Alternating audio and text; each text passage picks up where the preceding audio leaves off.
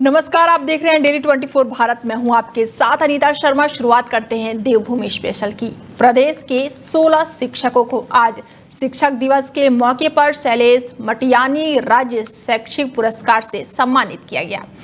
राज्यपाल ने पुरस्कार प्राप्त शिक्षकों को बधाई देते हुए कहा कि ये सम्मान पूरे शिक्षक समाज की मेहनत और तपस्या का प्रतीक है। शिक्षक केवल ज्ञान देने वाले ही नहीं बल्कि चरित्र, नैतिकता और जीवन मूल्यों के निर्माता होते हैं।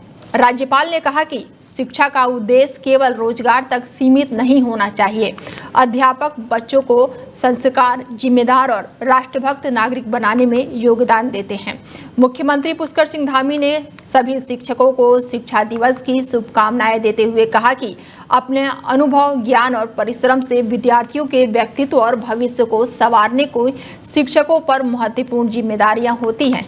भाइयों बहनों, शिक्षा के महत्व को ध्यान में रखते हुए हमारी सरकार ने देश में सर्वप्रथम नई शिक्षा नीति को लागू करने का कार्य किया है, जिसके अंतर्गत हमने वर्ष 2022 में बाल वाटिका की शुरुआत कर प्रदेश में शैक्षिक क्रांति प्रारंभ की है।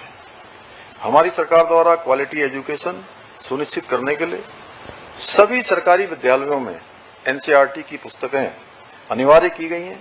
साथ ही राजकीय और सहायता प्राप्त विद्यालयों में कक्षा 1 से लेकर 12 तक के सभी छात्रों को निःशुल्क पाठ्य पुस्तकें भी उपलब्ध कराई जा रही हैं। मुख्यमंत्री पुष्कर सिंह धामी ने मुख्यमंत्री कैंप कार्यालय से हेलो हल्द्वानी 91.2 FM समुदाय रेडियो मोबाइल ऐप का लोकार्पण किया। उन्होंने कहा कि ये उत्तराखंड के शिक्षा और संस्कृत क्षेत्र में एक महत्वपूर्ण पहल है। उत्तराखंड मुक्त विश्वविद्यालय ने शिक्षा को दूरस्थ क्षेत्रों तक पहुंचाने और आधुनिक तकनीक से नवाचार को बढ़ावा देने की दिशा में उल्लेखनीय कार्य किया है। उन्होंने विश्वास व्यक्त किया कि अब समुदाय रेडियो हेलो हल्द्वानी ऐप देश और प्रदेश के प्रत्येक कोने तक पहुंचकर समाज एवं संस्कृति को आवाज को और अधिक सशक्त करेगा। बाजपुर की नदी में एक घायल गुलदार दिखाई देने से इलाके में हड़कंप मच गया। गुलदार को देखने के लिए भारी संख्या में लोग एकत्रित हुए, तो वहीं सूचना पर पहुंची वन विभाग की टीम ने गुलदार का सफल रेस्क्यू किया और उसे अपने साथ रेस्क्यू सेंटर ले गई। बता दें कि बाजपुर में आए दिन गुलदार दिखाई दे रहे हैं, जिसके बाद से लोग लगातार इसे पकड़ने की मांग कर रहे थे। वहीं इसी बीच नदी में लोगों को गुलदार दिखाई दिया। गुलदार के दिखाई देने से इलाके में हड़कंप मच गया और भारी संख्या में लोग गुलदार को देखने के लिए मौके पर पहुंच गए। वहीं सूचना मिलते ही तहसीलदार मौके पर पहुंचे और गुलदार की सूचना वन विभाग की टीम को भी दी गई। सूचना मिलते ही वनखेड़ा वन क्षेत्र के डिप्टी रेंज दीवान सिंह रतौला और वन विभाग की टीम के साथ मौके पर पहुंचे, जहां पर वन विभाग की टीम ने कड़ी मशक्कत के बाद घायल गुलदार का सफल रेस्क्यू किया और जिसके बाद से वन विभाग की टीम गुलदार को अपने साथ रेस्क्यू सेंटर ले गई और इस दौरान वन क्षेत्र के डिप्टी रेंज भी मौके पर मौजूद रहे और गुलदार को उपचार किया गया, जिसके बाद से गुलदार के सही होने पर उसे वन क्षेत्र में फिर से छोड़ दिया जाएगा। हम लोगों को अभी तुरंत किसी द्वारा दूरभाष में बताया गया कि लेवड़ा नदी में जो है गुलदार जो है घायल अवस्था में फंसा पड़ा है। तो हम लोग जो है तुरंत बनखेड़ा रेंज से आए हैं, तराई पश्चिमी वन प्रभाग रामनगर।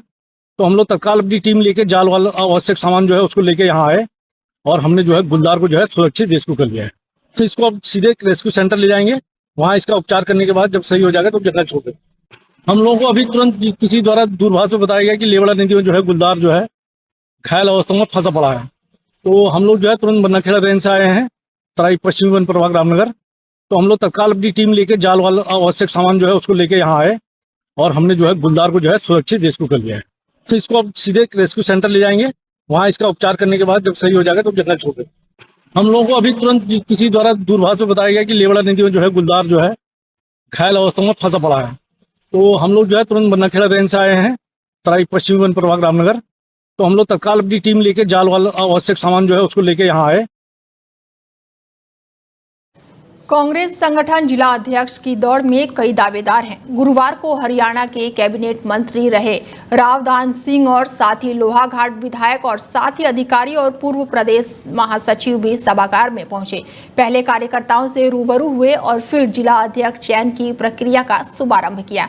मीडिया से रूबरू होते हुए हरियाणा के कैबिनेट मंत्री मीडिया से रूबरू होते हुए कहे हैं कि कांग्रेस प्रदेश के मुखिया राहुल गांधी के निर्देश पर संगठन सृजन अभियान के तहत पार्टी को मजबूत करने में 2027 मिशन में फतेह अपने को लेकर अभियान चलाया गया है और अब वो दिन दूर नहीं है कि जनता के दिलों की रहनुमाई कहे जाने वाले कांग्रेस हर प्रदेश में अपनी सरकार बनाएगी। एक कार्यक्रम आयोजित किया है संगठन सृजन अभियान। उसके तहत संगठन की मजबूती के लिए सबसे पहले जितना भी काम कर सकते हैं उनके लिए डिस्ट्रिक्ट प्रेसिडेंट्स की चयन के लिए पहले हम लोगों को AICC से ऑब्जर्वर बना करके भेजा। हमारे साथ को ऑब्जर्वर श्री KS अधिकारी जी विधायक हैं, हमारे भाई राजेंद्र सिंह जी बिष्ट हैं। ये असिस्ट करने के लिए है कि लोगों से मेल मुलाकात के अंदर हम लोग अच्छी तरह से मिल पाएँ और यही प्रक्रिया शुरुआत की उन्होंने गुजरात से, फिर हरियाणा और मध्य प्रदेश से, और अब 4 प्रदेश हैं जिनमें उत्तराखंड भी एक है, उड़ीसा भी है, पंजाब भी है। वहाँ के सब रिपोर्ट्स डिस्ट्रिक्ट वाइज लेकर के हम लोग यहाँ से रिपोर्ट देंगे, हाईकमांड उस पर फैसला करेगी, उसके बाद डिस्ट्रिक्ट प्रधान का चयन किया जाएगा। उधम सिंह नगर के जसपुर नगर में जंगली जानवरों का आतंक लगातार देखने को मिल रहा है। जसपुर नगर की वैशाली कॉलोनी में गुलदार की दहशत का साया देखने को मिल रहा है, तो वहीं जसपुर की लक्ष्मी नगर कॉलोनी गुलदार के साथ गीदड़ का भी आतंक देखने को मिल रहा है। दिन छिपते ही लोग घरों में कैद हो जाते हैं और सड़कों पर पूरी तरह से सन्नाटा पसर जाता है। रिहायशी कॉलोनियों में खूंखार गुलदार की एंट्री, खून जमा देने वाला नजारा CCTV कैमरे में कैद हो चुका है। वीडियो सोशल मीडिया पर वायरल होने के बाद से इलाके में भी खलबली मची हुई है और दहशत में लोग जीने को मजबूर है। मौत बनकर गुलदार लगातार मंडरा रहा है। जसपुर के कई मोहल्लों में अब तक गुलदार देखा जा चुका है। सहमे हुए लोग घरों में कैद है। मॉर्निंग वॉक पर जाना भी दुर्भर हो गया है। इसके साथ ही बीते दिनों मॉर्निंग वॉक पर जाते समय जसपुर नगर के लक्ष्मी नगर कॉलोनी में दिन निकलते ही सुबह लगभग 5 बजे गीदड़ ने हमला कर दिया और हमले में एक युवक भी बुरी तरह से जख्मी हो गया। वन विभाग फिर भी यहाँ पर अभी तक कोई कार्रवाई नहीं कर रहा है। वन विभाग से कार्रवाई किए जाने की लोग लगातार मांग कर रहे हैं। वन विभाग शायद किसी बड़ी अनहोनी होने का इंतजार कर रहा है। बस लोगों के जहन में गूंज रहा है एक ही सवाल कि क्या अब रिहायशी बस्तियों में कितने लोग सुरक्षित हैं। खबर रुड़की से है, जहां पर गौ तस्करों के खिलाफ बड़ी कार्रवाई देखने को मिल रही है। पुलिस को इस मामले में बड़ी सफलता हाथ लगी है। बता दें कि गौ तस्करी के मामले में पुलिस ने बड़ी कार्रवाई की है, जिसके बाद से इलाके में हड़कंप मचा हुआ है। मौके से 3 कटी हुई गाय के मांस और एक जिंदा गाय भी बरामद की गई है। पुलिस ने 2 महिलाओं समेत एक पुरुष को भी हिरासत में लिया है। मुखबिर की सूचना के बाद से पुलिस ने ये बड़ी कार्रवाई की है। गौकशी के उपकरण भी पुलिस ने फिलहाल बरामद किए हैं। गंगनहर कोतवाली पुलिस ने ये बड़ी कार्रवाई की है। रुड़की में स्वास्थ्य विभाग की बड़ी कार्रवाई देखने को मिल रही है, जहां पर 3 केंद्रों पर डॉक्टरों पर जुर्माना लगाया गया है, तो वहीं कुल 9,50,000 का जुर्माना लगाया गया है। हरिद्वार शहर से लेकर हरिद्वार ग्रामीण तक स्वास्थ्य विभाग ने बड़ी कार्रवाई की है। हरिद्वार के कई इलाकों में स्वास्थ्य विभाग की ये कार्रवाई देखने को मिल रही है। मुख्यमंत्री पुष्कर सिंह धामी के निर्देश पर स्वास्थ्य विभाग ने बड़ी कार्रवाई की है। मानक के अनुरूप संचालित न होने पर क्लिनिकों और साथ ही अल्ट्रासाउंड केंद्रों पर बड़ी गाज गिरी है। 2 अल्ट्रासाउंड मशीन सील किए गए हैं। 3 केंद्रों पर डॉक्टरों को जुर्माना भी लगाया गया है, तो वहीं इस संस्थाओं पर अनियमितता मिलने के बाद से 50,000 रुपए का जुर्माना लगाया गया है। कुल मिलाकर 9,50,000 का जुर्माना फिलहाल लगाया गया है।